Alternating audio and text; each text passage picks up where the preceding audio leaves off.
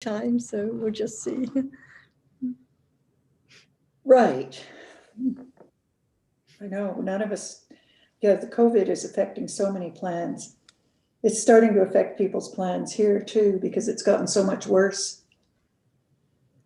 So people aren't wanting to travel in the country so much anymore. Not even wanting to book or make arrangements or anything, I know. Right. Is it bad in Vancouver too? Not so bad in Vancouver. It's Ontario and Quebec, Toronto, Southern Ontario, and the area around Montreal in Quebec. Yeah, but it's up everywhere. It's definitely way up here, but not as bad as in Ontario and Quebec. So we just take it day by day. Same. Yeah. Okay, I think it's almost time. If Ajahn is there, we can start even. Yes. Oh, she wanted a minute. She just a minute ago, she and Kunwarasak and I was there with Kunwarasak. She asked for a little bit more time, so that's okay. Is the COVID situation better in Japan now? Yeah, our situation is not bad. Also, I do not go anywhere. I just stay inside. So it's not a problem. It's very much my lifestyle, you know? No big changes. Nothing changes. Nothing changes. Your lifestyle's become normal now for everyone. Yeah, it's my normal lifestyle. I have a grocery store, a big grocery store nearby. It's just a 2 or 3 minutes walk, and where I go every day. That's it. Nothing else. I do not go anywhere else. I saw a note from Ajahn. Are you there now, Ajahn? ค่ะอยู่แล้วค่ะสวัสดีค่ะทุกคนค่ะ สวัสดีค่ะ สวัสดีค่ะ So should we just do you have anything to start with? Yes, let's start. Tadao, do you have anything? Yeah, I have a question. Kunsuchin often say that sati has a function of raluk uru entire to become aware of, and also the panya has the function of picharana to contemplate or to consider. My question is about the function of panya, but I'm referring to very low level panya. For instance, when I'm in toilet, I often think about nama and rupa, and also not me, but I think about, I contemplate about so-called sati, so-called rupa and nama. But I know that it's not real panya. It's just me thinking. So my question is, when you say picharana, what do we have to picharana, or what do we have to contemplate on? Actually, there's no one at all who picharana or consider or reflect on whatever is now appearing. That's why the truth is that no matter what word we use in Pali, in English, or in Thai, it's about just to understand what appears now. Otherwise, it's useless. What Buddha taught is about this moment. What appearing now is real. And panya, or right understanding, is the moment of understanding that which now appears as it is. So as it is indicates that what is now appearing now does not appear as it is. But the panya can understand the truth that what is now appearing is real. So it's just a reality. No one can make it arise because it's already seen now. And the seeing also arises to see. No one can make seeing arise. Just understanding this, can there be this kind of understanding before hearing about seeing and that which you see now. And no one is picturing, no one is considering at all. But the moment of understand, Buddha taught that there are so many cetasikas unknown, like 7 cetasikas arises with this moment of seeing unknown. That's why the teaching of the Buddha, each word reveals the truth that what is there to right understanding. But when right understanding is not enough, there is doubt about what is the truth of that which is now appearing. Buddha said that it's only a reality. What does it mean? It means that it's so real, but there's no moment of thinking or considering or reflecting on it as the truth of it, that it can appear just to the seeing, only at moment of seeing. And other citas which follows, while that which appears does not hasn't fallen away yet. See, and is this right? And the understanding of what is right. It's not anyone at all. It's just moment of hearing and thinking of what the word talking about or represents reality right now. For example, we don't have to say there is that which is seen, no need, but it's there already. But the truth of it does not appear as it is. It's there just only when it is seen. After that, no more. Where is it after it has fallen away? Never be found again, never to arise again, completely, absolutely gone away.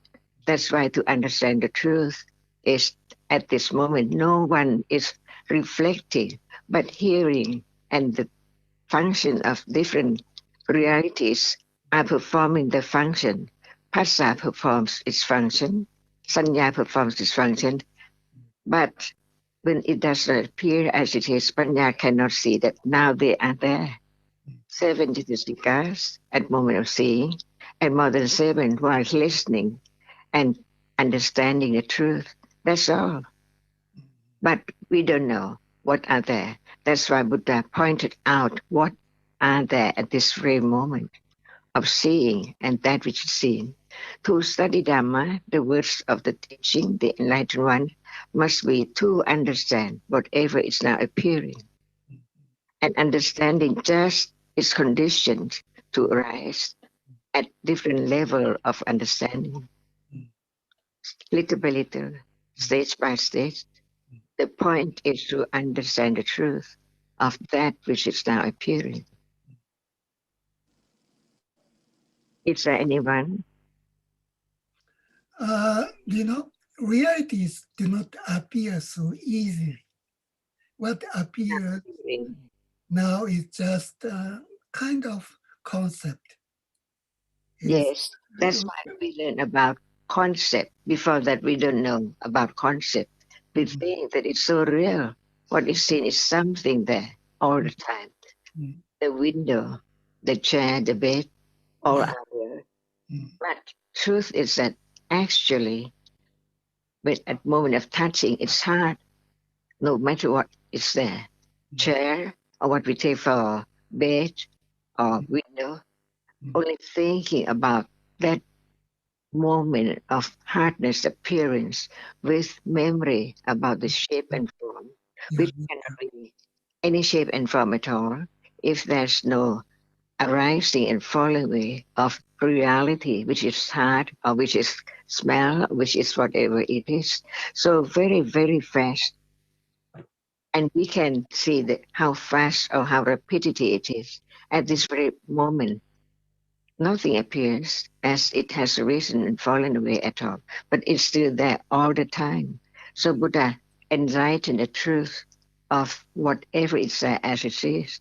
After his enlightenment, what he said, Dhamma is so very profound, very subtle, very difficult to understand or to experience directly the truth, to penetrate the truth of the reality right now as it arises and falls away all the time, continuously. That's why we need to understand the Buddha, who's he? The enlightened person, the enlightened one, the only one at a time, never more than. Cannot be two Buddhas at a time. That's why we see that each word should be considered carefully to understanding, to condition the moment of understanding, little by little, about the truth of it. For example, if there's no understanding of that which is now appearing, how can there be the understanding of that which hasn't arisen yet, or that which has fallen away already completely, never to be there anymore now? See, that's why learning to understand the truth of whatever is real, whatever appears, has arisen by conditions and is gone completely, never to return. Sunyata, natta, and it's now. But only the understanding can begin to understand the truth, and understanding that can be directly penetrated, but not at this moment, because it has to be the panya, which is developed enough to understand whatever appears, only not this object which is seen, but no matter what appears as softness or hardness, smell or taste or whatever in life at any moment, if it's not the degree of panya which can understand it as it is, not permanent at all, it's conditioned. No one can make it arise little by little. Before there can be direct awareness, there must be the skill of understanding the teachings correctly to conform each word, as Buddha said here and there. For example, seeing. Seeing is seeing, no matter in what book, Vinaya, Sutta, or Abhidhamma. And the truth is that it's now. And what is the understanding of it? These are the teachings of the Buddha.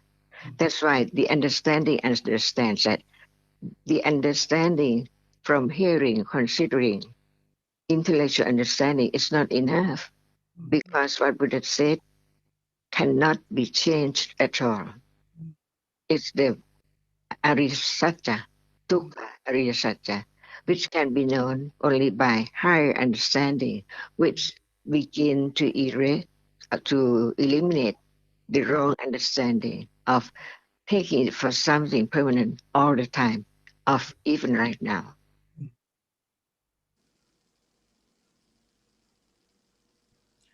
Study whatever appears now from the teachings of the Buddha. You often use the word sunyata. And I have a question. Is seeing nama as nama and rupa as rupa the same as seeing sunyata or not? Or sunyata is different thing from seeing realities. That's why we have to study each word of the Buddha very carefully. Yeah. For example, we are talking about seeing, and seeing right now. Who makes it arise? No one. Yeah. If there's no conditions, the proper one for seeing, to that very moment of seeing, seeing cannot arise. Yeah. Because seeing sees or experience different things, not the same thing. And how can it arise as just to see only that? There must be condition to experience the pleasant, unpleasant object all day. That's why what conditions such moment? Because everyone would like to experience really the pleasant feeling. Even that can be understood as no one can make it arise, and after it's conditioned by conditions to arise. The conditions just condition the arising, but as soon as it has arisen, it falls away. Not by condition for it to fall away at all, because its nature is that which is conditioned just to arise. So as soon as it has arisen, it falls away. And when it falls away, never to return is the meaning of sunyata. Never in samsara to find it at this moment is gone completely, Mm. never to arise again, never to appear again, never to be at any place at all, gone forever completely. And that is the meaning of sunyata. And the anatta means that it cannot be in anyone's control because actually there is no one at all. That is anatta. So atta means not atta. That's why atta, what is that? Something there. No matter if we take it for flower or toothpaste or anything, something is always something because not understanding the arising and falling away of that.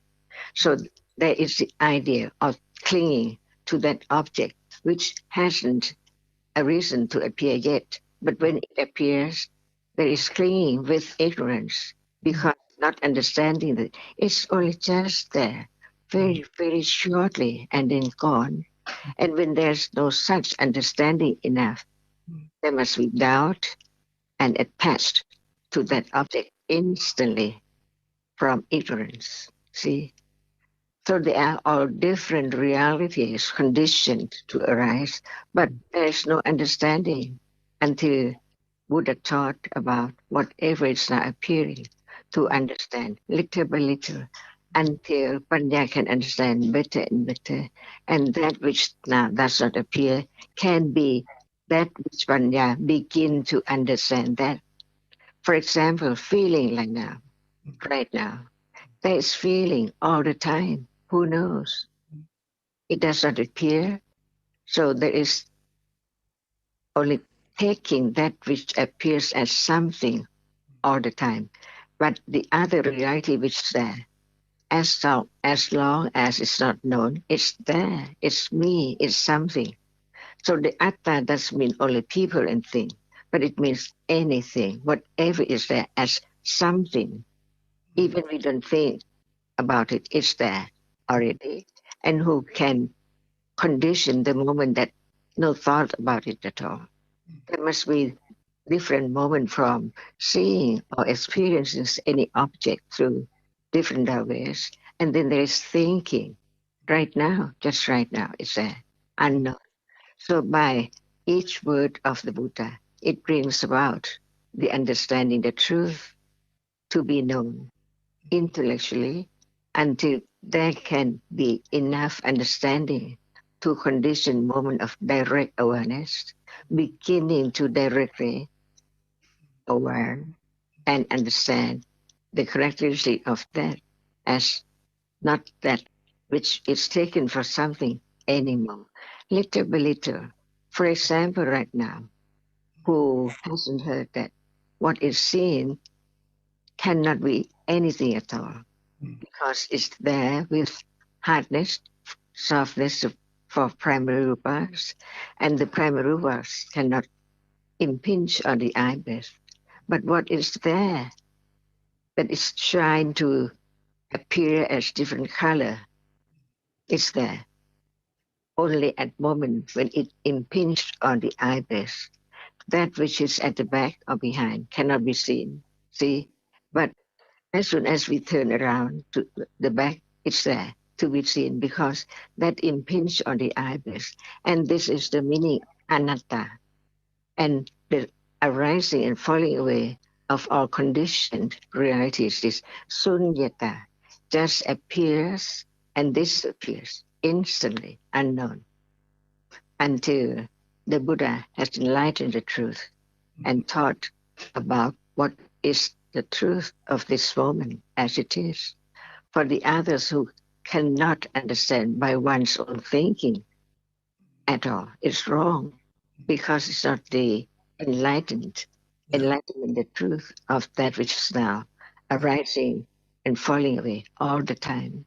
That's why there are so many levels of understanding, even the intellectual understanding, very weak and very firm to understand no matter what appears, just there only when it appears. That's all. Do you have legs now? Pardon? Do you have arms? Yeah, I have everything in my world of concept. There cannot be any arms, only that which is seen, visible object, Yeah, or swimmer, only one at a time. yeah, So how can there be the I, the atta of yeah, anything, no yeah. matter people or things? Yeah, atta is there all the time. It's hard to have so-called panya. The understanding, it's right, not wrong. Mm, So another word is panya, mm, because just from hearing and mm. understanding the truth is not enough. Yeah, That's why different words for different levels of right understanding. yeah, Actually, in truth, it has to be right understanding of the truth of what is there as it is.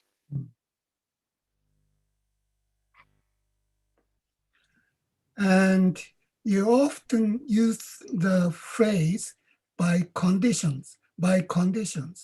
To my understanding, it's a tantamount to anatta, or it's anattaness, which is expressed by the phrase by conditions. Is it right? Buddha said all dhammas are anatta. Ah, It doesn't mean that you have to believe, but consider and ah, what is meant by atta and mm, what is meant by anatta mm, and what is true.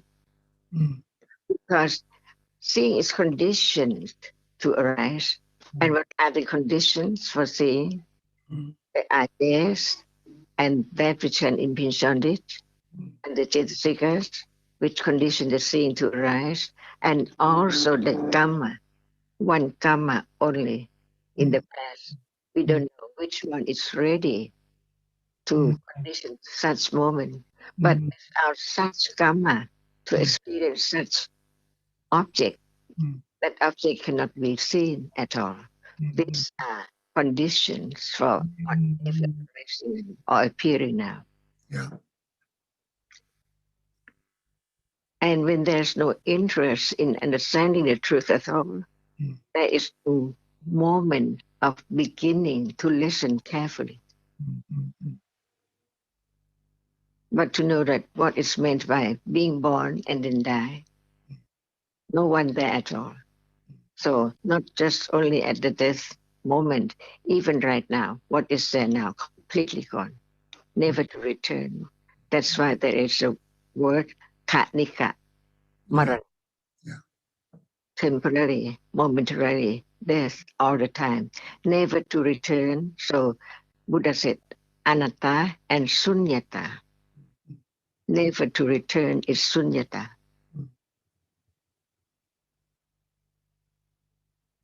And it's this moment.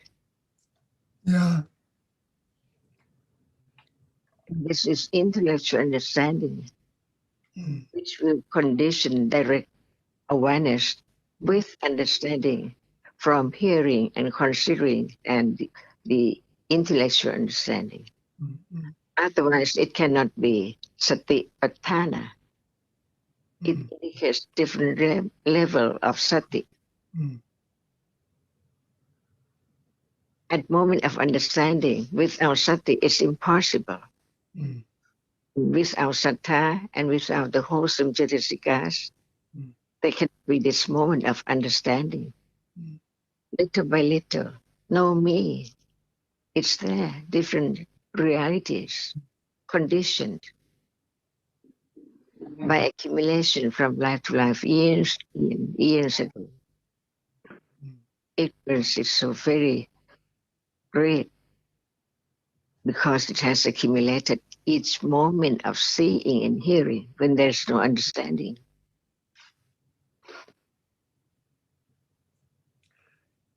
There is a classification of panya, one classification, yeah, which is Sutamaya panya, Chintamaya panya, and Bhavanamaya panya, yeah. And I think I can understand Sutamaya panya and Chintamaya panya. but there seems to be a big gap between Chintamaya Panya and Bhavanamaya Panya. How can one leap or jump from Chintamaya Panya to Bhavanamaya Panya? Okay. At this moment, without the words which is heard, can it bring about the understanding of what is now appearing? So from hearing the truth, the Yeah. word of truth from the Buddha teaching, it is sutta maya panya only when there is the understanding. So at moment of talking about whatever is now appearing and there's understanding, that is sutta maya panya. But after that, in a day, when it's anger, there's no understanding of anger, but from hearing again and again and again, there can be moment of thinking about that as it's not me. That is a reality. And it's different from other moment, which is not anger. See? And this is Intl.Dhamma Panya, conditioned by Sutta Panya. Without Sutta Panya, there cannot be any moment of thinking about that, the truth of it, that it before that it hasn't risen yet. But now it's there. Yeah. Who can make it rise? And such bring about more understanding developed, and that is bhavana, maya panya. Only once it's not enough. Only 100,000 is not enough. Until panya itself knows that it understands a little better about this one. But it takes quite a long, long time to penetrate the truth. That's why what is heard is only the surface of the ocean. But it's not deeply there. Can be discerned and penetrate little by panya. That's why when there's more and more understanding, the understanding how difficult, how subtle, how profound the teaching of what is now very subtle to be known or directly experienced. Otherwise, it cannot be the Ariya Satya. It's just the Satya we know that is true. This word is Satyavacha, and the truth is the Satya. The arising and falling away is Dukkha. Ariya Satya. Just this is not enough. That's why there can be the understanding. The understanding understands that this understanding at this level is not enough. And it can be understood more and better from hearing again and again, developing by not I, condition. Yeah. Okay, so Comes back to your first question, which for people who've just joined was about considering or picturana in Thai, because many people bring up the same point and they have the idea that, like you mentioned, we have to contemplate or we have to consider or we have to repeat things or we have to study this or that.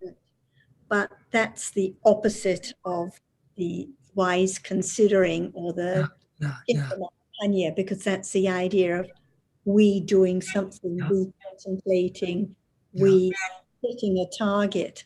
So when there is understanding that even the considering, even the wise reflection is anatta, no one at all who picturana or who considers, and this is what is being meant by considering, then it's clearer that there's no jumping from wise considering to bhavana maya panya. No one can jump, no one can leap.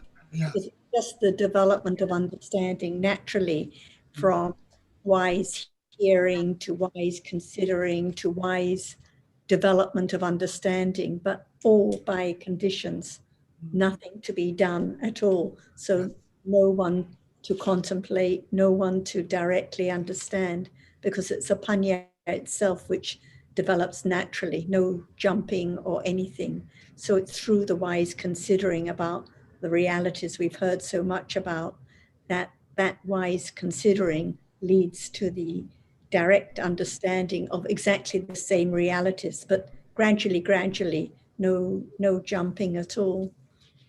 So Yeah, these are good points. I know that. I can understand that. And to be honest, I don't like me contemplating too much on Nama and Rupa because it's full of self. Self is doing all this kind of thinking.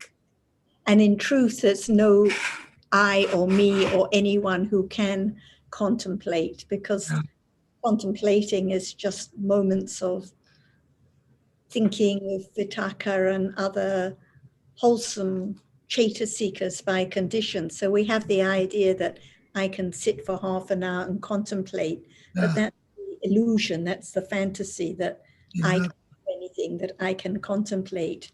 And that would be the wrong path. That would be the wrong contemplating, because it's the idea of I doing it or setting a rule.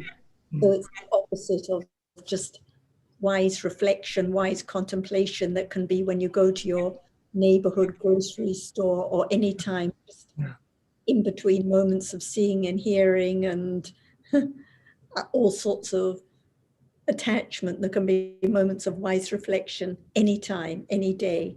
So it's not something to be done.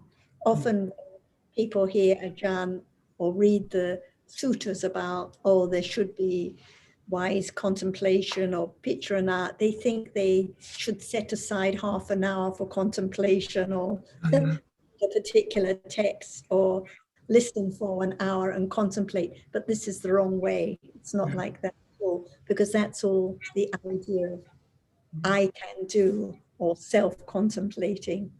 So it will just take one further and further away from wise reflection naturally. And the reflecting on the Dhamma has to happen as naturally as how we might reflect on or think about what we're going to have for our next meal, or what we're going to do tomorrow, or something like that. In other words, it's not deliberate kind of thinking, but thinking that happens, shall we say, automatically, without any direction on our part. It's just thoughts that come into the mind without any direction or willing on our part. So that is the kind of natural reflection that Ajahn is referring to.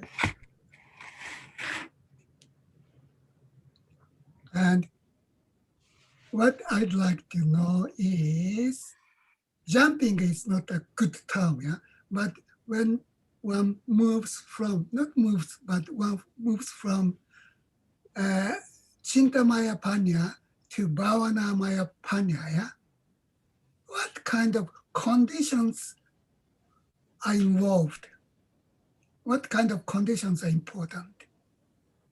The panya itself, the wise consideration that leads to more and more firm, wise consideration, more confidence, less doubt, more understanding. And that satcha, that understanding of the truth, that leads to the direct understanding naturally.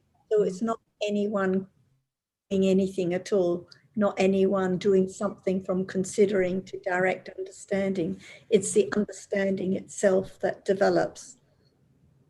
Satcha jnana, which develops to the kiccha jnana, but because the understanding of realities from the wise considering is firm, so it just develops naturally to moments of satipatthana, to understanding weakly in the beginning, and then firmer and firmer. So it's more like a natural progression, not any jumping, and not anyone, certainly not anyone doing anything. So we can say it's similar to the way in which pariyatti becomes a condition for patipatti. It just naturally accumulates and develops and becomes firmer, the pariyatti, until such time as it is a condition for moments of patipatti to occur. There is no actual jumping from one to the other, but it's just a natural progression and development that happens over time. So in terms of 24 pachayas, yeah, can we say that probably Pakatu Upanishaya pachaya is an important pachaya to move from Chintamaya Panya to Bhavanamaya Panya? Whatever accumulates, it is by Pakatu Upanishaya Pachaya. So the way that lobha accumulates when one's enjoying one's lunch or enjoying what is seen now, the way that understanding accumulates, it's all by Pakatu Upanishaya Pachaya, yes. And also, as far as I understood what Kunsuchin said just before, Bhavana Maya Panya is not a matter of once or twice. It has to occur 100 and 100 times. Is it true? Of course. It has to be considering wisely, lifetime after lifetime, conditioning, direct understanding. Just one moment of satipatthana or 2 moments of satipatthana is not enough to condition high understanding. So it has to accumulate and develop too. Yeah. Okay, thank you very much. Good to hear your questions and points, Tadao. Ajahn, what is the difference between Sutta Maya Panya and Chinta Maya Panya? At moment of hearing, it's different from moment of thinking. Now, there is hearing and then thinking, which follow what is heard, not thinking about the other thing. But after hearing, when there's no hearing at all, the conditions, the understanding from hearing can condition moment of thinking about that. What do you think now?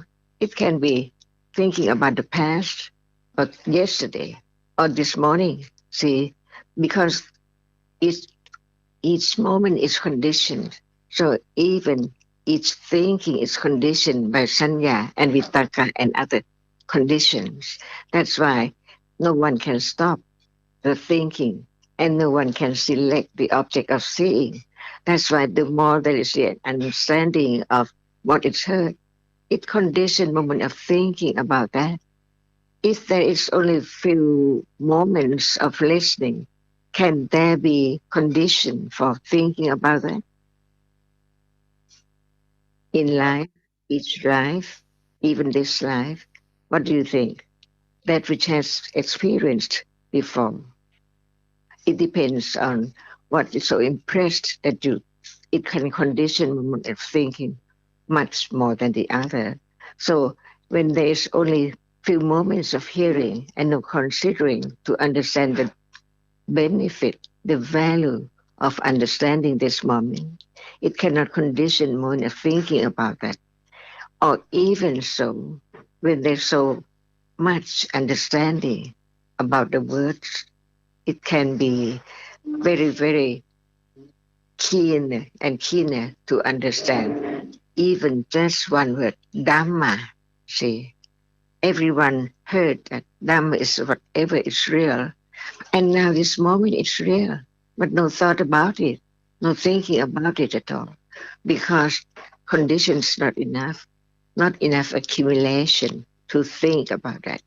So even there's no hearing, when the conditions is enough to think about what is heard before with understanding, there can be moment even before sleep, thinking about that which is heard that day or last day or whatever we cannot know. And that is not the moment of Sutta Maya Panya, but it comes from Sutta Maya Panya, because Sutta Maya Panya is the foundation of other moment of understanding the truth, stage by stage. So what are you thinking now? Not of that which is seen, no enough conditions, but later and later and later, until accumulations is enough to condition moment of understanding that which is now appearing directly at that moment of seeing or moment of hearing. But Panya is not keen enough, so there can be doubt about is this the what we call Satipatthana or not yet, or how the characteristic of Satipatthana is not strong, very weak, and when it's strong. See, so many questions about that which is not understood yet. So it's like it's accumulated habit from Sutta Panya to Chinta Panya. In terms of the how the process, it's both just thinking about concepts. But once that the Panya is accumulated and it arises more often, that's Chintamaya Panya. And when it's um, arises just after hearing, that's Suttamaya Panya. So you see that we have heard about Satipatthana, not Suttamaya Panya, right? Or is Satipatthana the Suttamaya Panya? Satipatthana is direct understanding. Is it intellectual understanding or Suttamaya Panya? No. That's why Panya develops from just hearing, considering, and understanding. So very skillful. But still, as long as it's not direct understanding, which is Satipatthana, it's not Bhavana Maya Panya yet. That's why we say that Bhavana Maya Panya comes from, or based on the understanding, from hearing and considering. Suttamaya Panya, Chintamaya Panya, and then Bhavana Maya Panya. So just hearing about the truth and not understanding this moment as it has heard is not Bhavanamaya Panya yet, but it will be conditioned for Bhavanamaya Panya. That's why people thought that how come the direct understanding of that which is now appearing? Because we have heard, we have understood, but it's not enough yet. That's why the understanding of anattanness begin to be firmer and firmer and firmer to let go the idea of I can do. See, but it's not completely eradicated. That's why it's still there because it clings to not just the vijnana or the citta, but it clings to the five khandhas. Even the feeling, this moment, the memory, the sanya, this moment, see, not known yet. So how can there be more understanding of reality as it is when it does appear to panya? So only panya develops enough, there can be more understanding. And don't mind about what word is there, whether it is Suttamaya Panya or Chintamaya Panya, but the difference between the moment of understanding is there to understand the truth of what does it mean by Suttamaya Panya, intellectual understanding, and the Satipatthana, Patipatti, before it can be Pativeda. As long as the moment of direct awareness hasn't risen yet, it's impossible to understand the difference. For example, hardness is now appearing. Before hearing the teachings of the Buddha about it at all, there is the idea of something it touched all the time. But after hearing that it's not the bed, it's not the window, it's not anything at all, only hardness, that is beginning to think about it, to understand it little by little, so very little, as long as it is not enough to condition the moment of direct awareness. But sometimes we cannot imagine, we cannot expect, or we cannot do anything. It's there by conditions to understand directly of that object only one characteristic. Because usually, even right now, many different characteristics of realities appear to ignorance, not understand the truth of anyone yet. But after hearing, there can be a moment of understanding the characteristic of that which is hard, see? But it depends on how weak or how strong enough from moment to moment, level to level. That's why there can be doubt whether it's that what is there as not self. But actually, the truth is that not just that moment, even right now, it's the same. It has arisen by conditions and fall away, never to return, sunyata, all the time. That's why when only few moments of sati, sampasanya, or direct awareness is there, it's so weak that can be doubt of thinking about that. And the I think, see, that's why Panya knows more. It's the I, which is there, which is to be like understanding little by little with direct awareness. So very, very weak that Panya is not clear enough. That's why even the moment of direct awareness cannot clear yet in the beginning because of not enough understanding. But when there is more understanding, it letting go the idea as what is that, little by little, until it's so natural.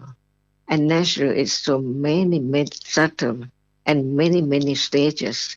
For example, we have heard that it's not I at moment of direct awareness arising, but where's the I?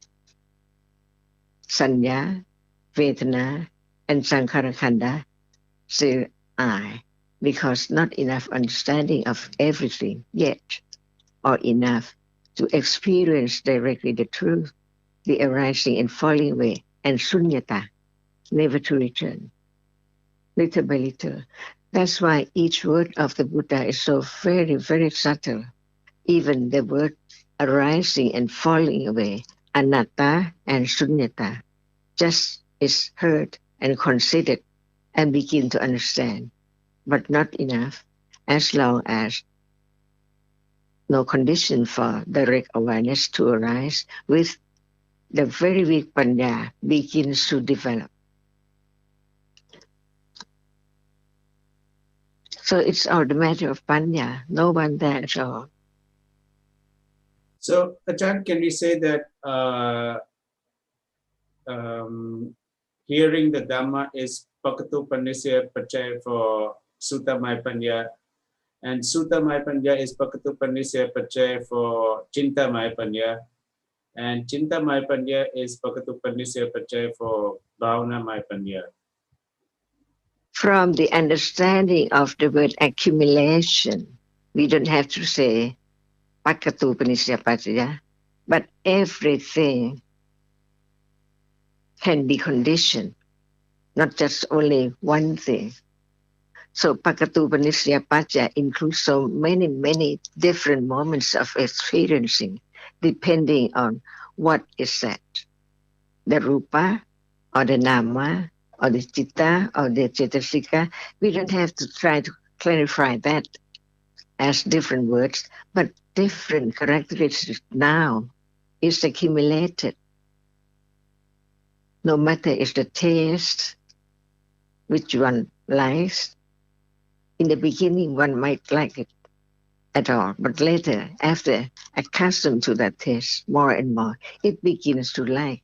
See, so it's a very, very intricate matter to understand just one moment. How come to be such different from yesterday, different from the last moment? See, from years and years ago, what has been accumulated, conditions such different moments, or a pakatu panisya pacaya.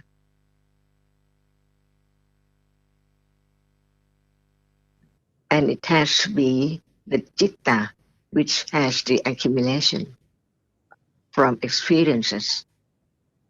So the rupa does not have pacaya for experience anything at all.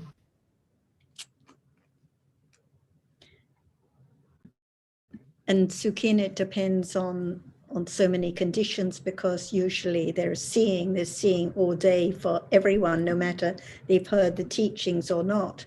So seeing is just a vipaka citta. It's not usually any kind of condition for understanding based on what's seen, or hearing. There's hearing all day. So there can be hearing about the sounds about the Buddha's teachings, but no conditions for understanding. So it depends on the previous accumulations, whether it's any condition for any understanding based on what's heard. So the previous accumulations are so important for the, otherwise, no matter how much is heard, like so few people who are interested to hear. So it all depends on accumulations. And on the point about the Suttamaya Panya and Chintamaya Panya, we know that if there's understanding now from what is heard, it's Suttamaya Panya. And if later there's wise consideration of what's heard and wise reflection, it's Chintamaya Panya. But if we try to pinpoint right now, is this Suttamaya Panya or Chintamaya Panya, then I think it's itself trying to pinpoint, trying to do something again. So it's not the understanding then of what is Chintamaya Panya. So it's not a matter of pinpointing this moment is Suttamaya Panya or this moment is Chintamaya Panya, but just understanding that it is the understanding based on what's heard that leads to further wise reflection.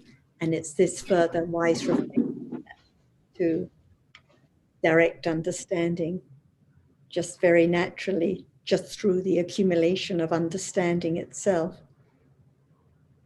But if there's just hearing without any understanding, then we can't say that it leads to understanding.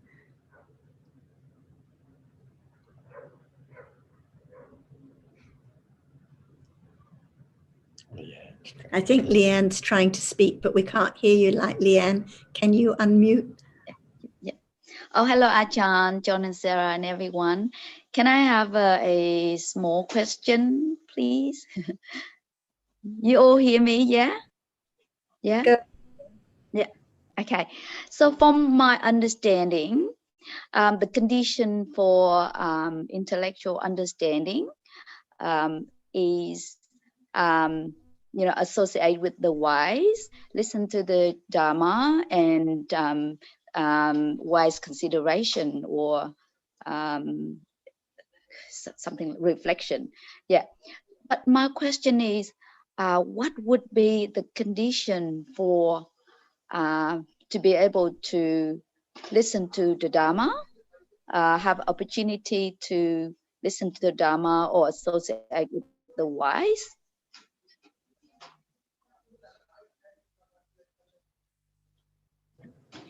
So there are many conditions, such as there has to be karma for hearing those sounds in the first place. And there have to be, when we talk about listening to the association with wise and listening to the Dhamma, it is referring to Suttamaya Panya. It means listening with understanding. So that will depend primarily on a previous accumulation of understanding. And we could say Pakatu Panisya Pachya, but as Ajahn said, we don't need to use a word because many different conditions are involved and many different factors. But we know if there'd been no previous consideration or wise reflection of Panya, even when meeting the right person or hearing the words, no conditions to reflect. So karma and accumulations and other conditions too. But I think I want the starting. I mean, of course, we can't trace back to the starting point, but we said, okay, due to the previous accumulated tendency or condition that has been heard or had heard of the Dhamma, and now when we heard of the Dharma again, we are interested and want to learn more, hear more. But then what condition the previous accumulation as well, you know, because some people, they are not interested in the Dharma. And then some people think, okay, so what would be the condition? Or should, no. I spoke with one nun and she said, oh, I've done a lot of charity. And maybe because I did a lot of charity work, that's why now I have opportunity to meet you. And you introduced me to, you know, Ajahn Suchin and, you know, like to hear about the Dharma. So, and I was thinking, have to be the right cause for the right result. So if that nun believed that because she did a lot of, you know, or been doing a lot of charity work, a lot of good deed, and this condition for close to, you know, the Dharma or opportunity to listen to the Dharma, I feel like it's not the right sort of speculation. Don't you think? It's speculation all about the story of I.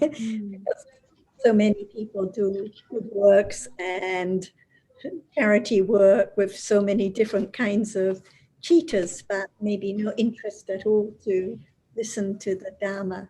So all we can say is there must be the interest and understanding and seeing the value in what is heard in order to consider again and again and to come back and hear more.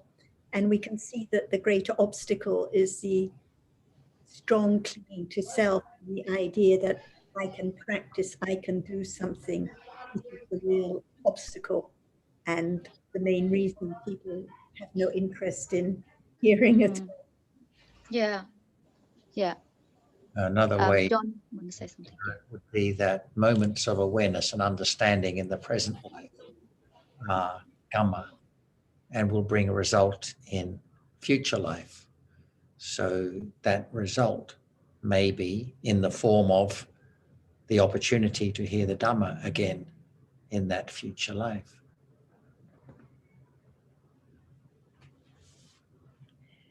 Another friend, I'm sorry, you want to say something, Sarah? Say, you know, we can speculate for a long time about what happened in the past or last life and these good deeds and those. Some people don't do any good deeds, but still they have a lot of trouble in life or follow really quite a bad life, but still there's interest to hear about the Dharma. But usually it's just thinking about different stories of self instead of just understanding what appears now and understanding that understanding itself accumulates. So actually it doesn't matter what happened before, but there can be understanding right now of what appears.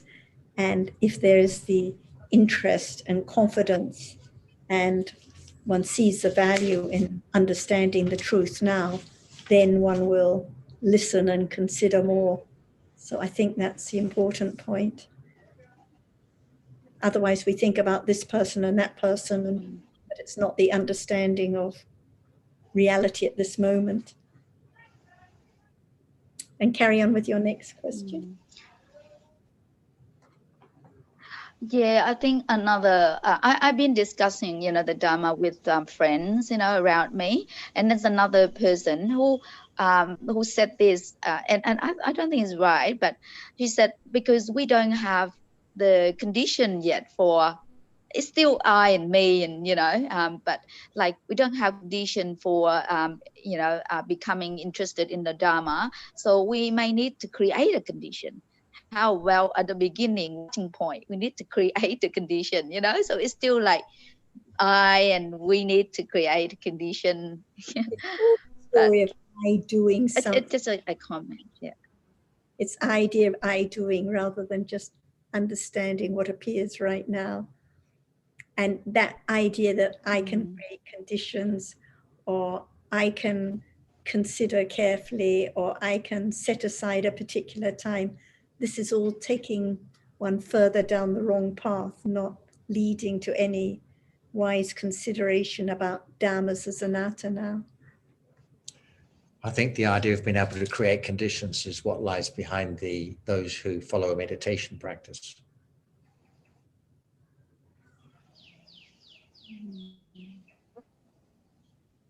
Yeah. Ajahn, would you like to add anything more to Leanne's questions? How long the Dhamma arising and falling away until now?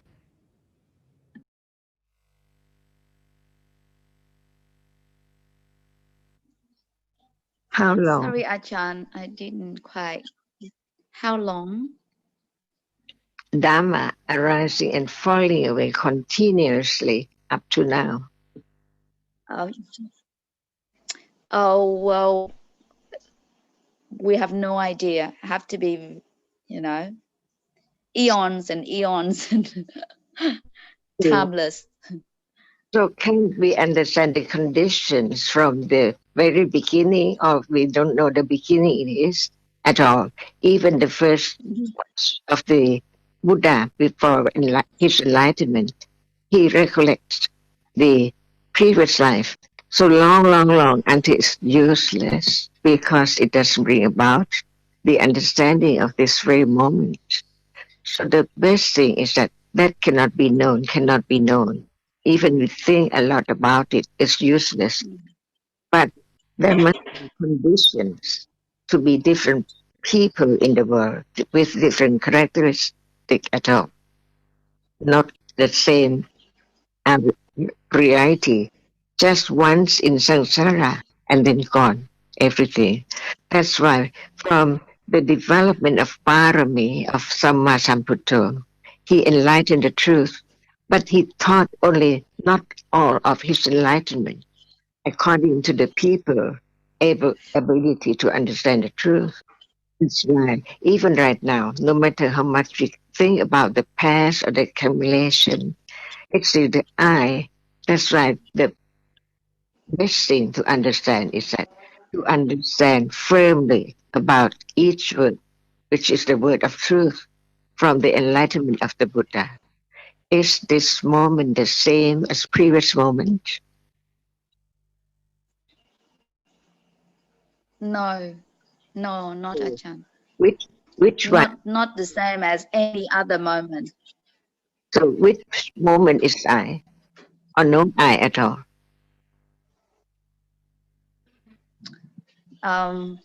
No I at all, but not at this state. I still see I. That's why even the word no I at all should be very firm and firmer to understand.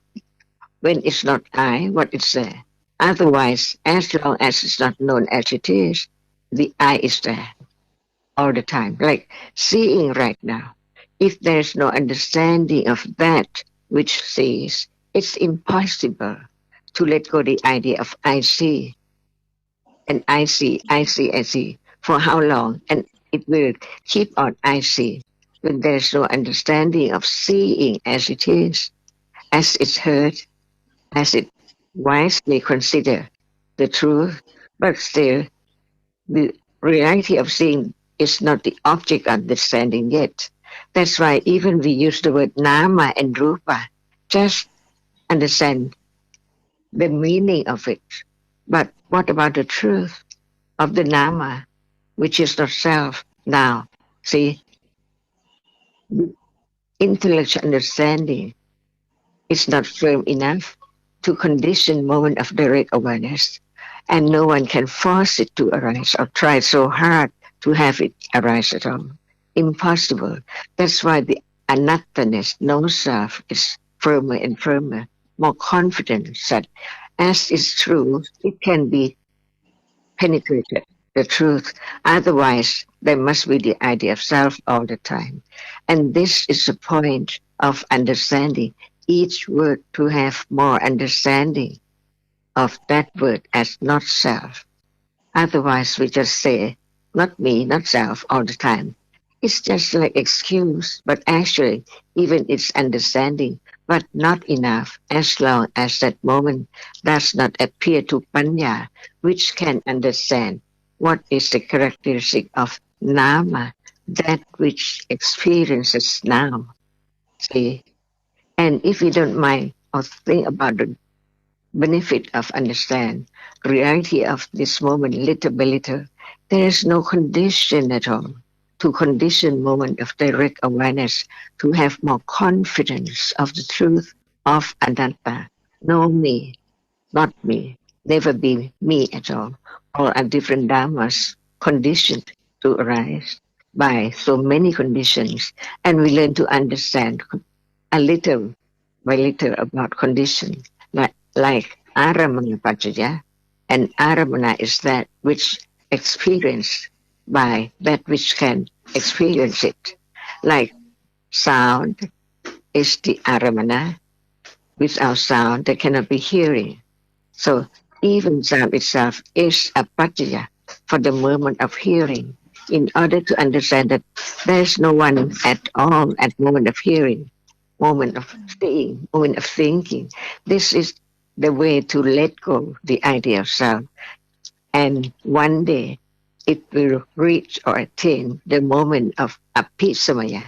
Never before in samsara to directly experience the truth of what is now arising and falling away.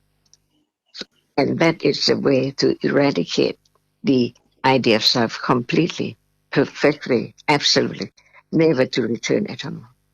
And that is the another meaning of another word like nibbana. See, Sakupayati says nibbana, kilesa nibbana, and so on.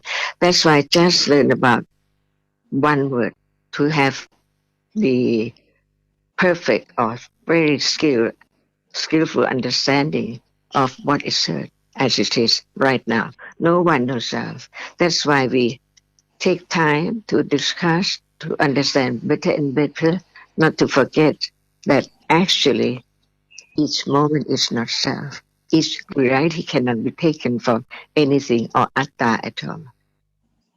Otherwise, there's no way to develop, and that is not the Makasatcha, because Makasatcha is the way to understand whatever is now appearing as it is. Yes, thank you, Ajahn. Yep, I agree. It is a very slow and long process. And understanding such this understanding is the only way to letting go the idea of self. By itself, we don't know how much it develops, but more understanding of the benefit of understanding this moment is the way to know the virtues of the Buddha, his great virtue of helping the others to understand what is this moment as not self or anything at all.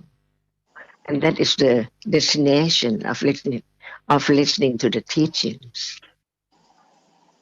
Mm. Doubt is a reality, even that has to be known.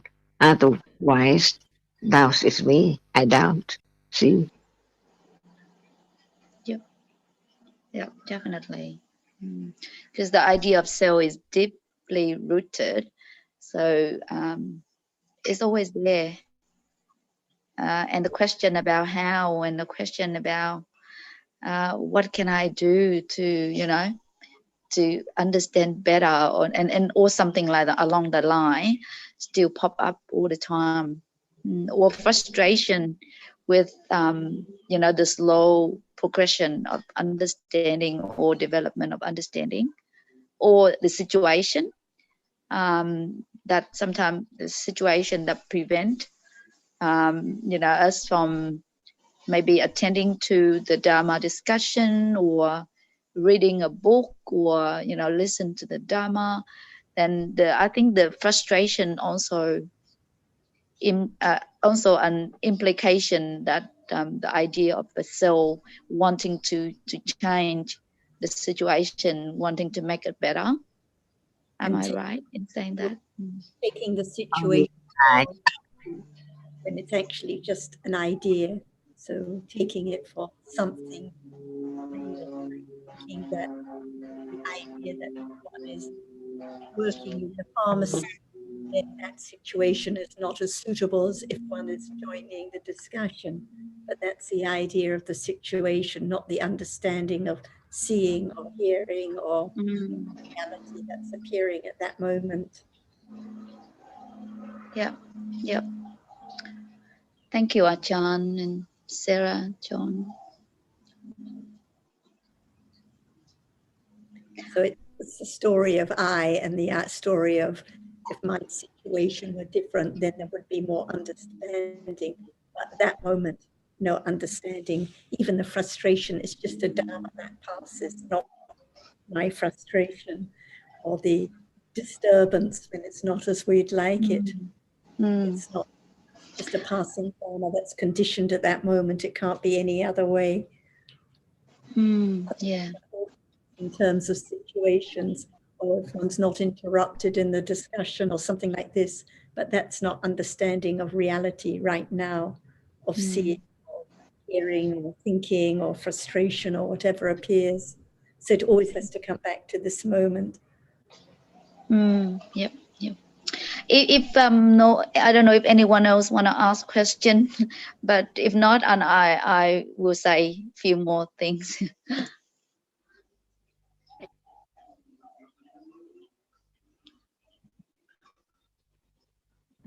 Carry on. Okay, okay. My last, I think the last time I heard, I couldn't attend live, I think, and I came in late and I heard, and it was really, I was very impressed. That was the discussion on Wednesday, I believe.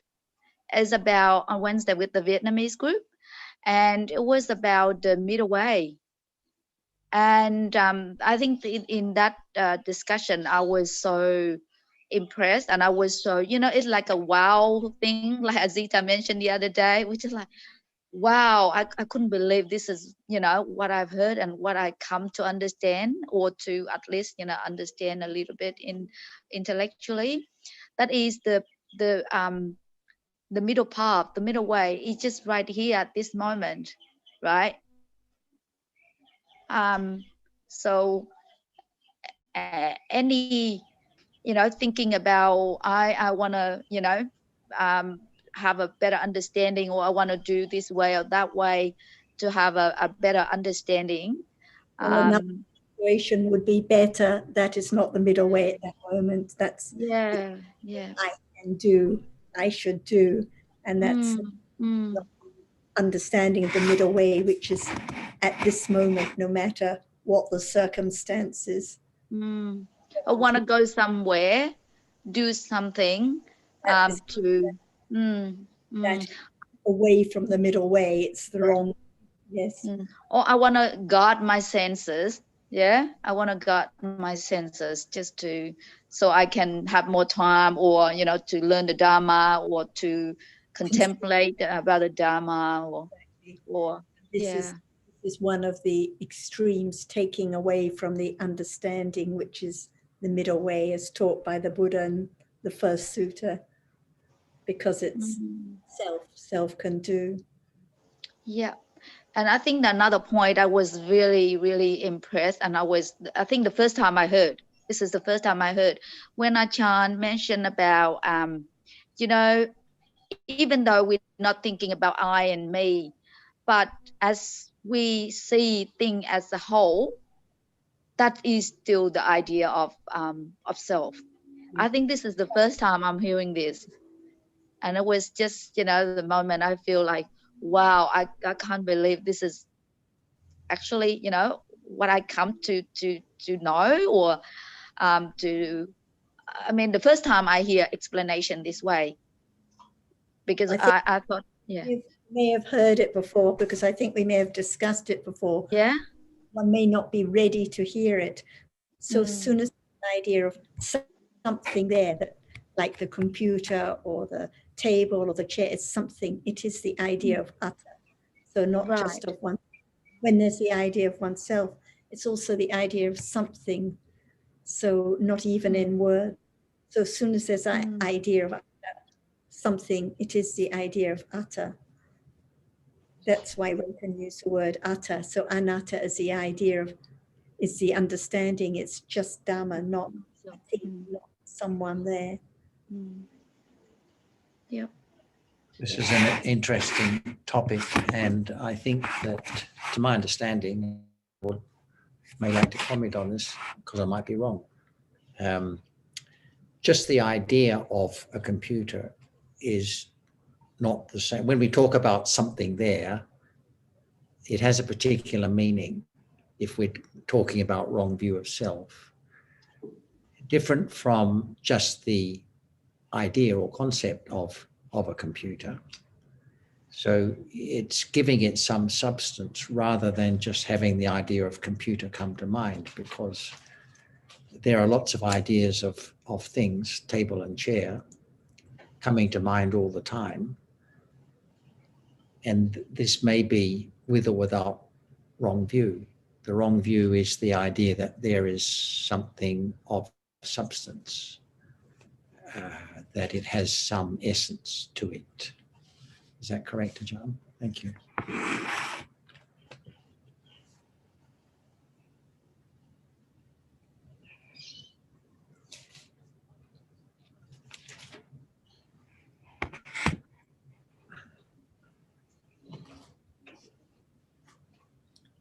I think the point is, Leanne, that so even the Sotapanna or the Arahat still knows this is computer, this is chair, this is the table. But as soon as it's an idea of something there, then it is out of view.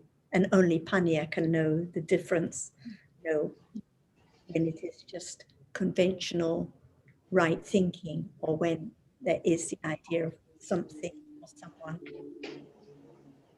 That is the view. Yeah, because right or wrong view implies a view held, not just having an idea in mind.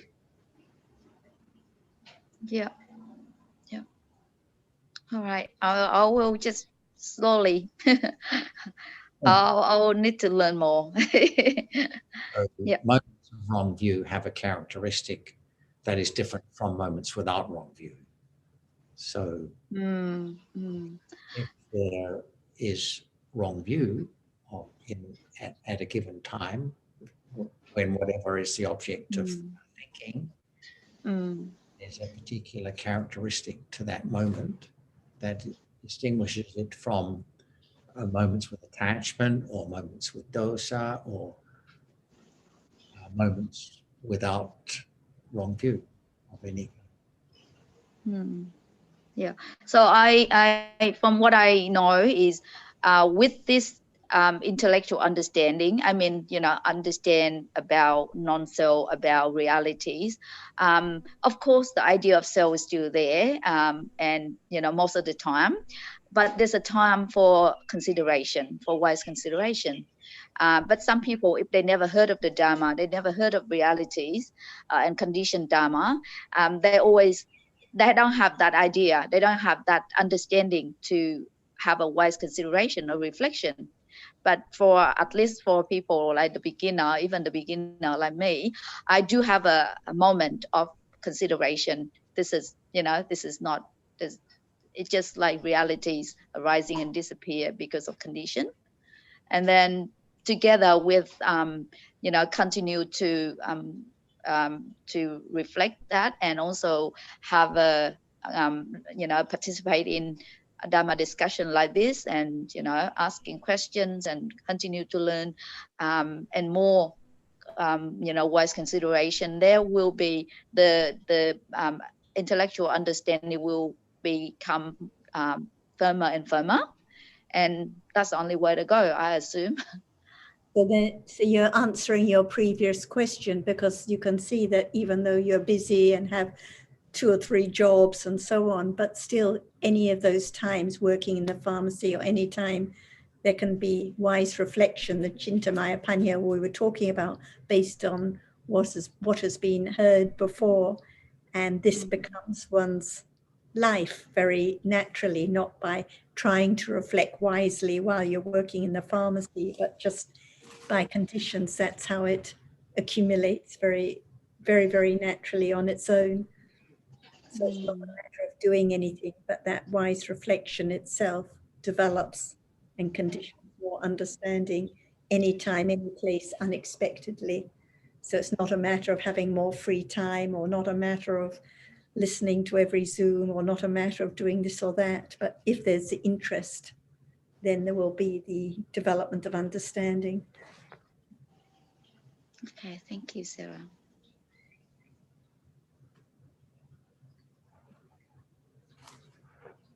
And I think you had something you were going to bring up at the beginning when, did you have some questions you wanted to discuss?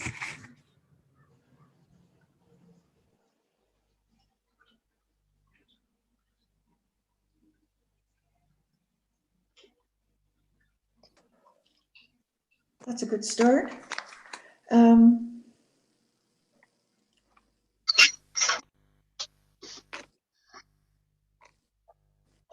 Okay, there are two words, Attanutiti and Sakkayatiti. What are they?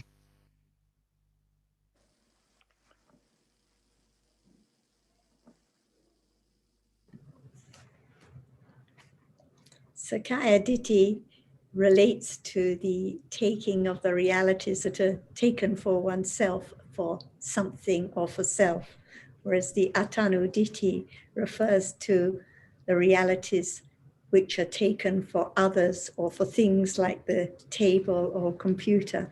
But I think the questions are for Lian. Lian, are you still there? Would you like to continue? Jan?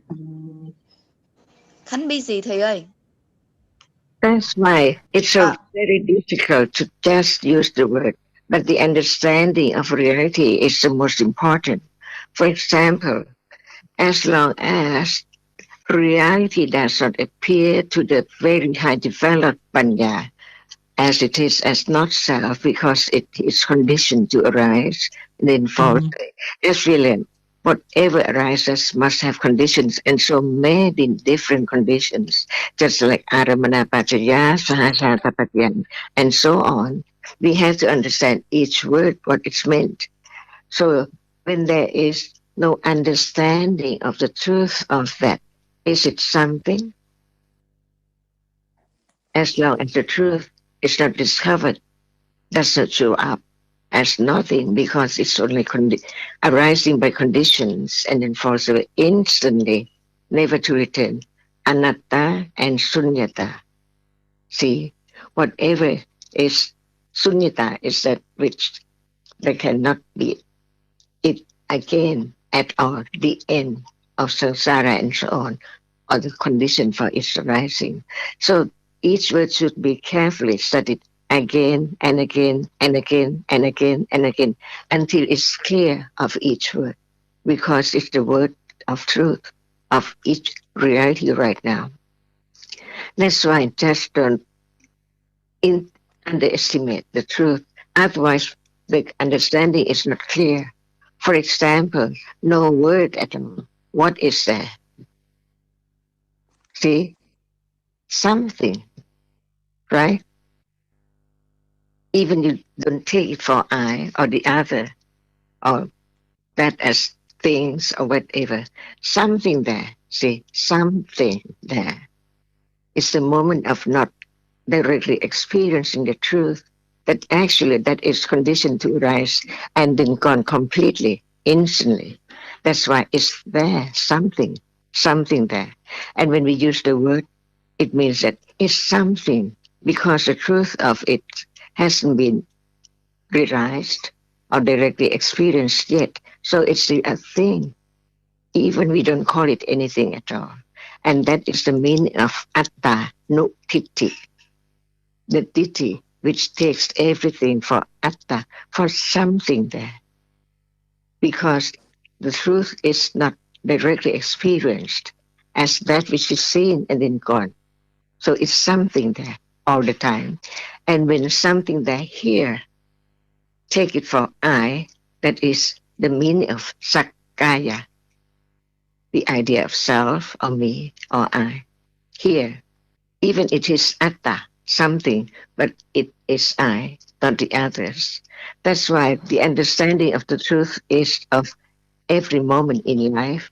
Where are you? It doesn't mean the other, but it's something which is taken for I. That's why each word should be carefully understood and more clearer and clearer.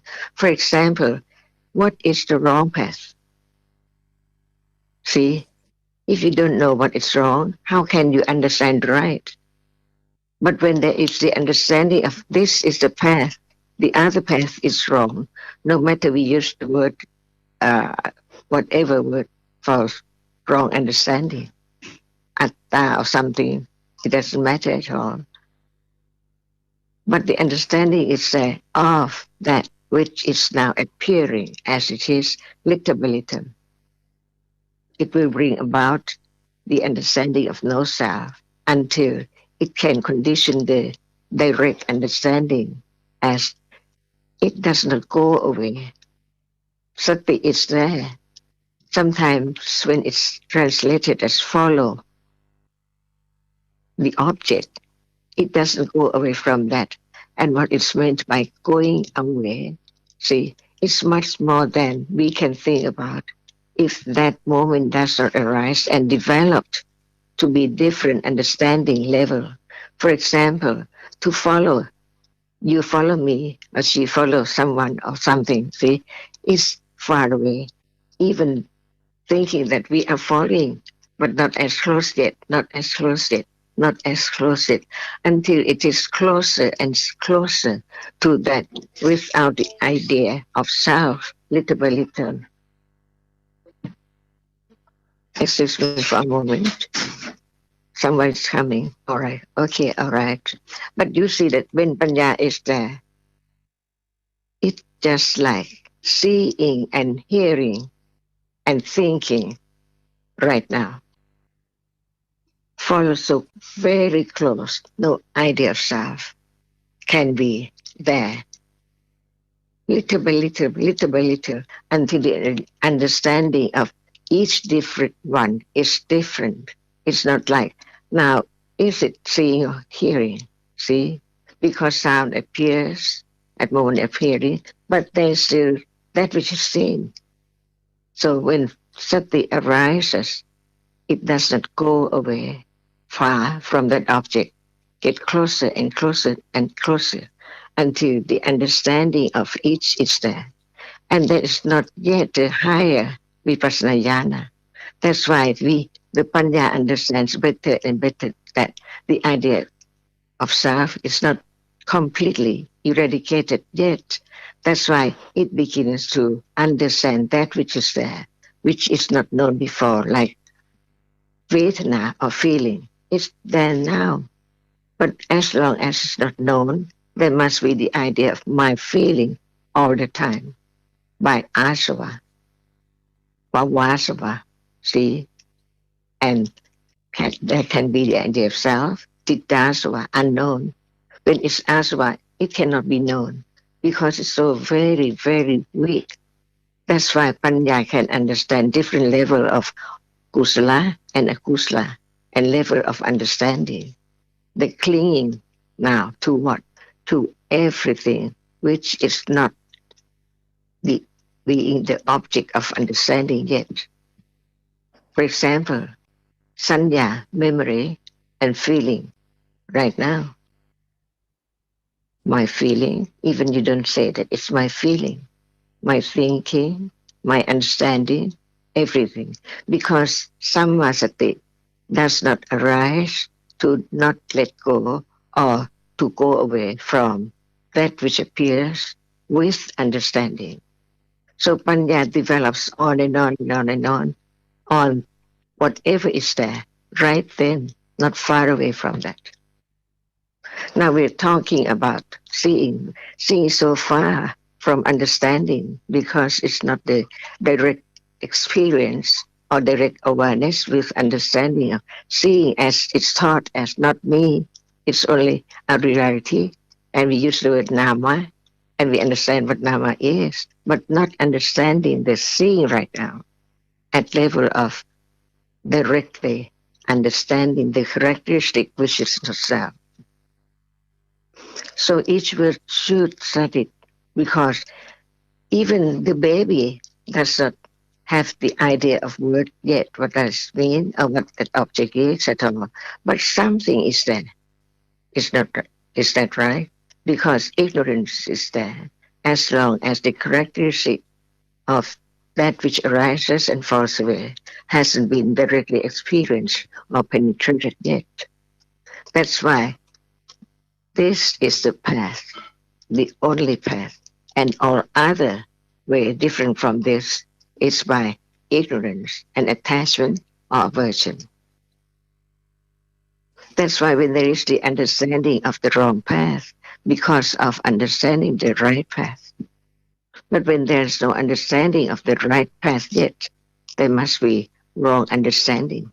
That's why there still is Silapata Pramasa, even when there is the path developed little by little, until the Sampalapa, the Silapata Pramasa also eradicated together with wrong understanding and ignorance and attachment of that level, which arises with the wrong understanding or the idea of self. Ajahn, can I ask you a question, please? Please. If you say we take something, if you say we have something is something always is atha. So if I have the feeling like pain or anger, would that be considered as is atha? Is it pain? So it's something. Yes. Pain. So whatever is not known as anatta, the arising and falling away, the truth of it, is something there. Even you don't call it, even you don't speak out at all, not in word, but it's there. Otherwise, we cannot understand Sabhava Dhamma. All Dhammas have their own characteristics, different ones. Otherwise, is this Dhamma? Is the Dhamma? Is it not Dhamma? Or this is something like that? That it indicates that there is no understanding enough of Dhamma yet as not self. Just as it is only once in samsara, never to be that anymore again. Thank you. I would like to ask the next question. If we always take, if always we have something, then that's titi. Is it right? Is it something? Yes. It's nothing. If, just arise and falls away. Where it's something. So it's one's own considering at that very moment to begin to understand the truth. No one makes it to arise, but it's there. So understand that which is there. And the understanding is not I either. All Dhammas, see, all Dhammas are anatta. Follow this word, understanding this better and clearer. It will lead to understand this moment as what one has heard. So many, many lives before, including this life and next life, until the truth of it appears to Panya, which can directly penetrate the truth until it be the Ariya Satya, the Four Noble Truth. But the first one, even right now, is not known yet. It's not directly experienced yet. It's not Vipassana Jnana of the degree which is Uttayapaya Jnana. See, so many different degrees of Panya. So very deep. That's why the more understanding of the truth of what is now appearing, Panya, right understanding, can see how deep and how subtle it is. Because this is only the first surface of Dhamma, which just appear very soon, very little, and then gone. So the truth is not yet directly experienced as Ariya Satya yet. But without understanding, it's impossible. It has to go on little by little, stage by stage too. So if I say at the moment, I see something, then that means at that moment I have titi. And if Panya can see that it just reality, it comes and go. It's nothing there. And since if Panya help like that, I don't have titi. Is that right? That is just what we talk about. Atpanuditi and Sakayatiti. Sakayatiti, because actually Dhammas are Dhammas. No one that or seeing cannot be I. It's gone completely. Hearing cannot be I. It's gone already. So the idea of I is Sakaya. It is Atta, but it takes that Atta for me, only me, I, not the other. That's why there are two words, Attanuditi, everything, which is taken for something. But that which is taken for I is Sakaya. It's mine, it's me. It's the meaning of Sakaya. But it's still the Attanuditi. But as it is taken from such this only as my or mine. So it is Sakaya. So the next question, if I have Sakaya Diti, that's because I have Loba. This is one of the questions I put in the group, but I would like to ask to have more understanding clearer. Thank you. When there's the idea that I have Ditti, I have Sakaya Ditti, is it right or wrong? That's wrong, because that's self. So when you say, oh, I have Ditti, it's the wrong understanding right from the beginning, because Ditti is reality, a conditioned reality. No one who has Ditti arises by conditions, and Ditti itself is the wrong understanding, but no one there to have Ditti, because all dhammas are anatta. So from the beginning, there has to be the understanding that even Ditti is a reality. Yes, thank you. Thank you. Now I can see that, yeah. Ditti or Atanu Ditti or any other kind of Ditti. It's just a reality which arises with some kinds of loba by conditions and falls away instantly. So no one there to have Ditti at all. Yes, otherwise, thank you, Sarah. Yeah. Ditti, that I have that Ditti. Yes, yes. Thank you. And I think Anne was going to ask her question earlier, because she's been patiently waiting to ask it.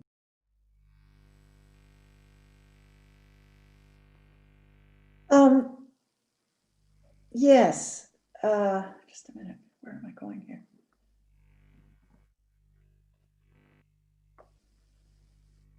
I'm sorry. I'm having a little blank here, but it'll come.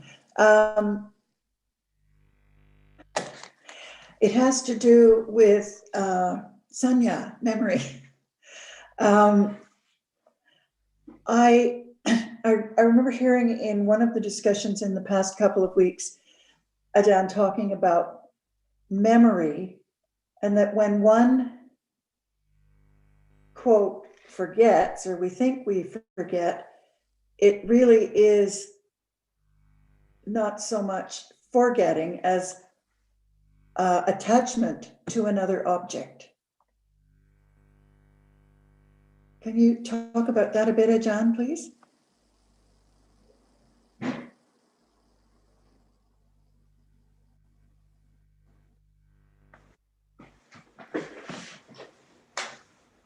I'll start off and maybe Ajahn will come in more, because sanya arises at every moment. So even when we think we're forgetful, sanya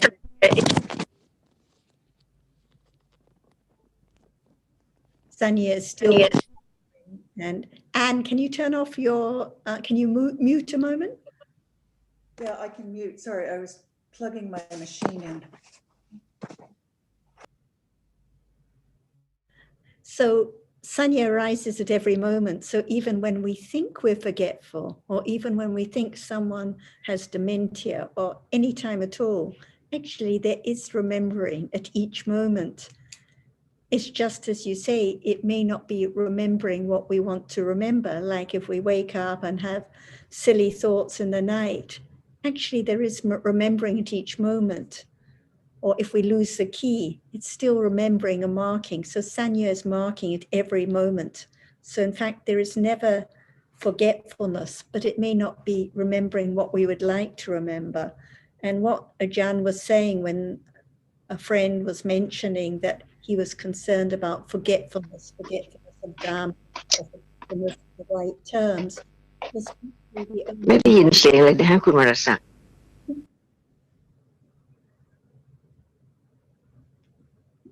the only thing that's actually important is the remembering with understanding at this moment, because otherwise we may be more concerned when we get later about forgetting more and more names and details and conventional things. But she was stressing that actually there's always remembering, and it's the remembering with understanding that there is just this moment, just understanding what appears now. That's the only remembering that actually matters in the long run, because everything else is gone. Everything that has been remembered in the past has fallen away. But if there is understanding now, then that is the right remembrance. Otherwise, most of the day, it's all sanya vipalasa, perversion of memory, even whilst thinking of the correct name or the correct food or the correct Pali term. But if no understanding, it's just sanya vipalasa anyway. So it all comes back to understanding now, and then there's less minding about conventional forgetfulness. Ajahn, did you listen to Anne's question? Would you like to add any more about forgetfulness? Yes, because you use the word forgetting. Who forget? I forget. No sanya, or it's sanya, which knows that it's still you who couldn't remember. See? I'm sorry, it's Sanya that knows that it's me. Remember. Is that right? Can there be any moment without sanya? No. See? But sanya is not known as not me. But at that very moment, it's the sanya which remembers. I forget. See, sanya with the idea of I forget. Okay. Otherwise, there cannot be the idea of I forget. Okay. I think I understand that. Sanya remembers that Not it's you. See? forget. But there's no. Yes, I remember. If there's no sanya, I forget. Without sanya, how can there be that? I forget. That's right. You have to remember. So there's always sanya at every moment. Yes. And when we think we forget, it's sanya, which does not forget that I forget. okay. Remember.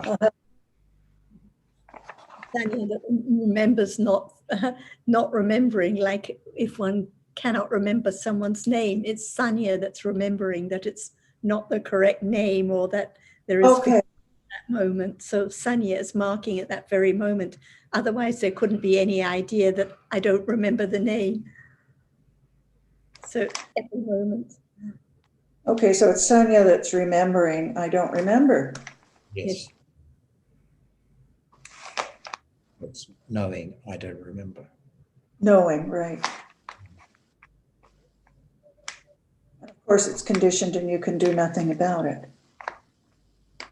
And other usually, than understand the value of sanya at this moment. and usually the problem is not the forgetting, but the dosa, conditioned by the For clinging sure. to, like to remember and would like to Right.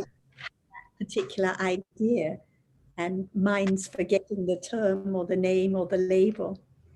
So Right. the clinging to self, Well, there's lots of, yeah. Right, I can see that because dosa definitely, there is dosa. and then there's a long After sanya is not knowing, this don't problem, remember. but it's gone Yeah. and not important. Yeah, yeah, So yeah. it's the understanding, it's just the sanya now with understanding that matters. And actually there was sanya at all those moments, but forgetting things of no importance, then there's less concern, less worry, less dosa about it. So sanya is there performing its function, but it's not taking the desired object. And that's where you may have heard about attachment. That's right. Wants a particular object of sanya, which is not being fulfilled at that time. Right, that's where the attachment is. Or just wanting to remember, that's also loka. Yes. That part of it, I don't find as difficult to understand, but it helps to know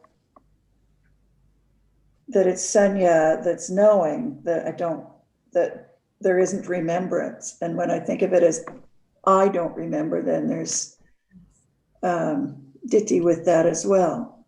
Clinging to my memory and my Yes, memory right. and my forgetfulness. And one can see that that is what makes it difficult and causes the disturbance in life. Mm-hmm.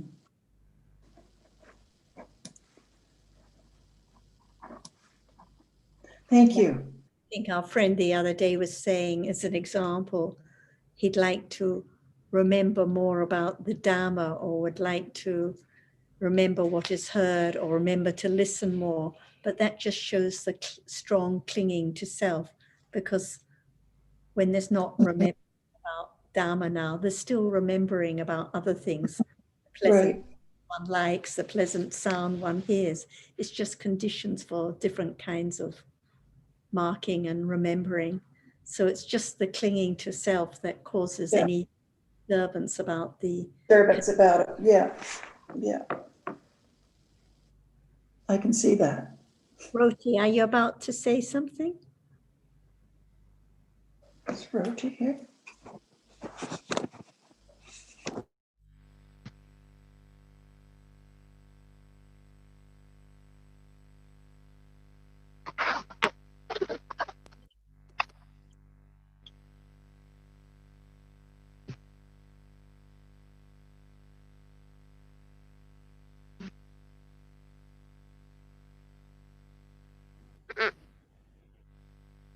Any other points or questions, Anne or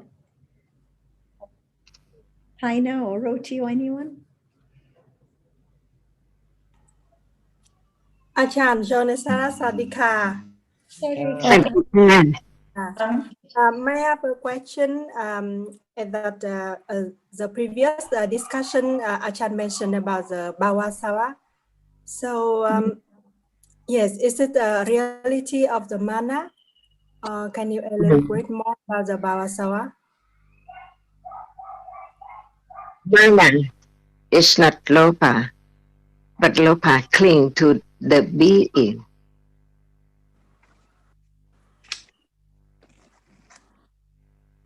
That's why mana is not asava, but bhava, to be or being, is asava. Even just wake up, what is there? Even nothing appear as object yet, but bhavasava is there. Because it is lopa, attachment clinging to that object as something of being.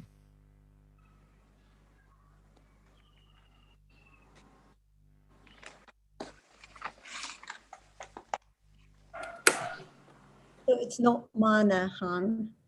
Not Yes, mana, just not mana. not Just mana, clinging, clinging to the being. being to. So since you wake up before seeing or hearing, or just clinging to life, wanting to exist, just. I see. So whenever we think that we are happy and we are lucky to listening to the Dhamma. It could be mana, I think. Lucky to be alive. Lucky to be alive is the mana. Seems to have an element of mana to me. It could be both mana and bhavasava, or Could be either. bhavatanha, alternating. You can't pinpoint. But thinking of our own good fortune is likely to involve some element of mana, I think. I see. So just clinging to just being or just existing when first waking up, without any comparison or without any banner of I. So even the anagami that has no more clinging to sense objects, still clinging to being, clinging to life carrying on. Yes. So it's very subtle clinging, right? Can be very subtle. Yeah.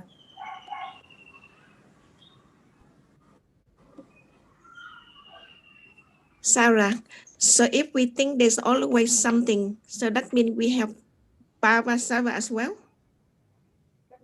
Bhavasava and also ditthasava, different moments.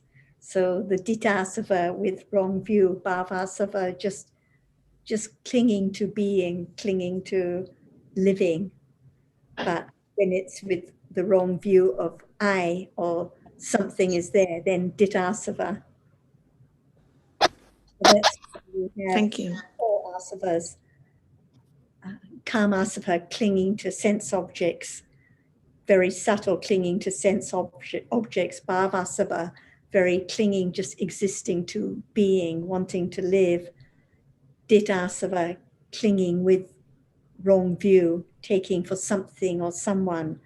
And avijjasava, just ignorance, just moments of ignorance, not knowing anything. So 4 asavas. So bhavasava is not ditthasava, but they're also very subtle. So again, if one tries to pinpoint or catch it, what cannot be known, what doesn't appear now, then that is the wrong way.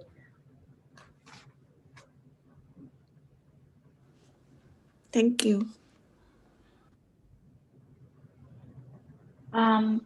Earlier, I heard Ajahn said about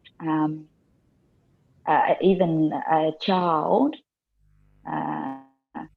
still have wrong view, because even though they may not know words, but as soon as they see something, you have an idea, the whole.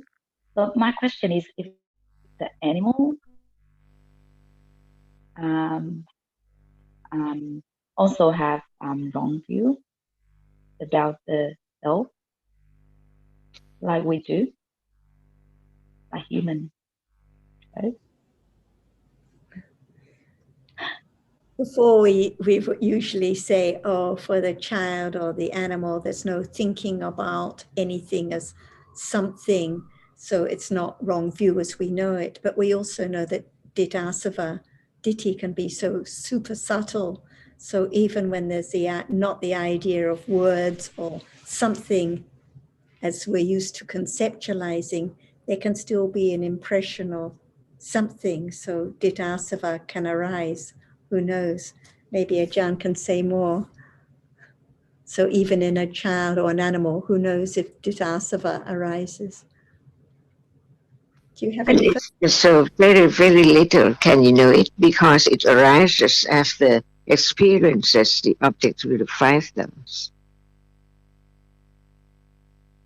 For example, after seeing, there must be the citta, which is the receiving, sampatitana, and then santirana, and then votapana, and then asava. See, who can prevent the asava to arise? Because it's like the intoxicant just there all the time, ready to come out, like the sap of the tree. Just put something in it, on it, and then it's there. Unknown, when it's so very little. Can you experience the virus? Where is it?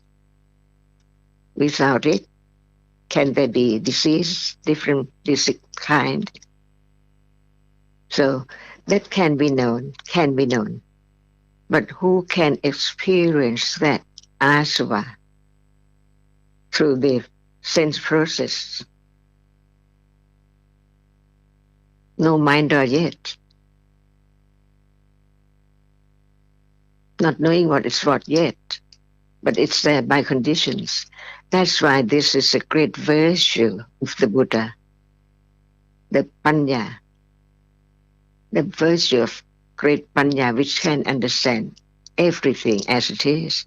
That's why he told us to not to be careless, not to underestimate the moment of akusala, because there are conditions for akusala to arise in a day more than moment of kusala, because sometime or someday or some month there is no kusala moment. Who knows? Enjoying life from the moment when we wake up to the moment of sleep. What is there? What citta is there before sleep? See, is there nothing or asava? Unknown. What citta is there before one sleeps? Before the moment of sleeping? Just Bhavan? tonight, or tonight, or tomorrow. Exactly the same.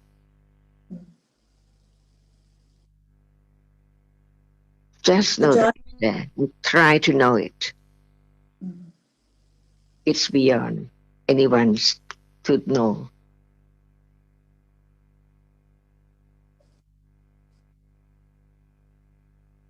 But at moment of kusala, there is not even any level of akusala.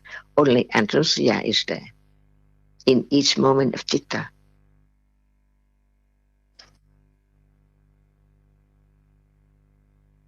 Just learn to know that to eradicate akusala, not just the strong one, only the very, very weak one, because even anusaya has to be eradicated too, not only asava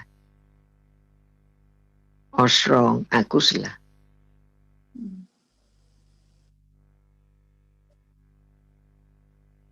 Ditthasava cannot arise after becoming sotapanna.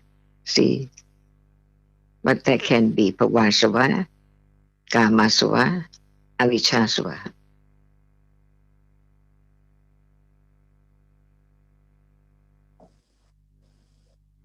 And this is the developing understanding little by little, stage by stage, until it's strong enough to be the higher understanding, until it's time of apisamaya, the moment of enlightenment, unexpectedly, or by conditions, each moment, each reality.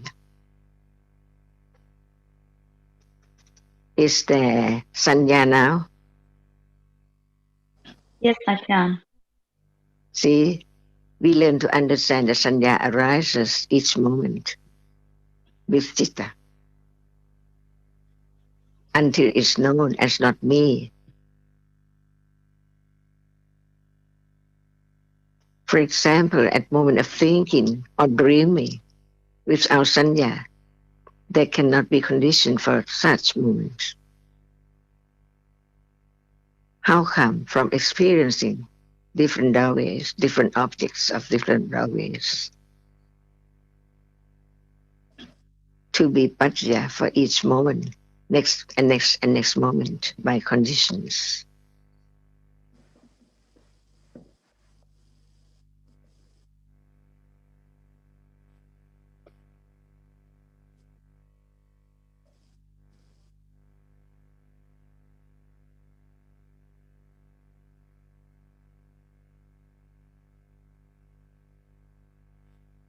Do you hear something? I hear something that I don't know what, almost all the time.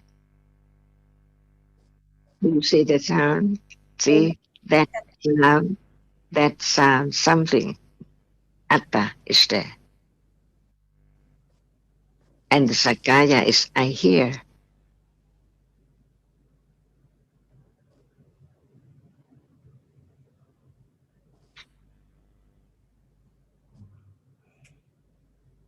Until it's the moment of understanding the truth of each reality, which is the object.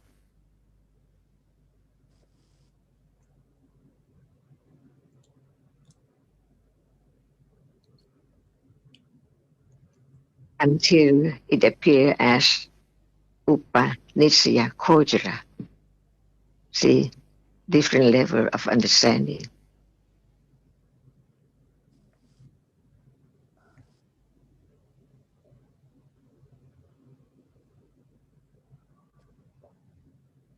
Ajahn, I heard you said there's the need for eradication of all the asava, including anusaya. But I don't know if I understood it correctly. But I know that there is a anusaya gochara, and that is something that it's like something good, something is the right object, accumulation of understanding about object or something like that. Including that, you mean eradication of Leanne, she was including referring to eradication of each, how there has to be the eradication not just of the gross and strong akusala, but even the very subtle akusala, which are the asavas, and even the latent tendency that's of akusala, which are the anusyas, the 7 anusyas are the latent tendencies. Right. Akusala, which hasn't arisen, but the conditions are there for akusala to arise. So at the stage of Sotapanna, the latent tendency of wrong view and doubt is eradicated completely. So it means after that, there can't be any kind of wrong view or doubt. And at the stage of anagami, the attachment to sense objects and aversion, even the latent tendency is completely eradicated, so they can't arise again. And at the stage of arahat, the remaining very subtle clinging to being, the very subtle conceit and the very subtle ignorance is eradicated completely. So this is what Ajahn was referring. Okay. I think it's time we need to let Ajahn go. Anne, did you want to finish off? Thank you. No. Well, yes, it's time to let Ajahn go. I have another question on what we've been talking about, and I'll bring it up first next week. Okay, thank you.